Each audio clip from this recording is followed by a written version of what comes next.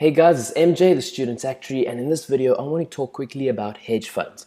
A lot of people think that they're these weird, complicated funds, but I'm going to show you that they're actually quite simple to understand. But in order to do that, we need to look at a very quick example. So what I've got over here is, let's pretend that we have a market, okay? And in this market there are only two shares. There's the big blue share and there's the small green share.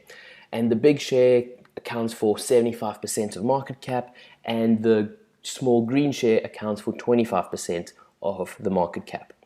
Now what you would find is a passive fund would come along and they would invest along the same lines as the index. So they would invest 75% in the big share and 25% in the smaller share.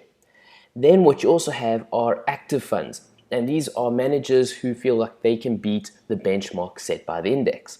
And they might feel that the big share is overpriced and the small share is underpriced. So they would then come into the market and they would invest as follows. They'd invest 70% in the big share and 30% in the small share. And what we say is that they've deviated from the market by 5% and they're trying to seek some sort of alpha. Now, that's normally what you have as your two main choices as an actuary consulting pension funds when it comes to equities. Do we go with passive funds or do we go with active funds? But then there's also something known as a hedge fund. And let me just take these guys out so we have some space. A hedge fund, as you can see, has got... Oh, I actually have to make this a little bit smaller so I can fit in. A hedge fund, as you can see, is a lot more crazy. What they've done here is this hedge fund manager also believes that the small green share is undervalued and that the blue big share is overvalued. So what they go and do is they go and they borrow blue shares. They borrow the big blue shares and they sell them on the market. This means they will make money if the share goes down. Think, I borrow something at 10 Rand and then the price goes down to 9 Rand. I give it back to you and I've made 1 Rand profit by the price going down. And this is something known as short selling. But what is very interesting is when you borrow a share from somebody and you sell it to somebody else, what you get is you get cash. And then what hedge funds do is they go use that cash to buy a share which they feel is going to overperform. In this case, the green small share.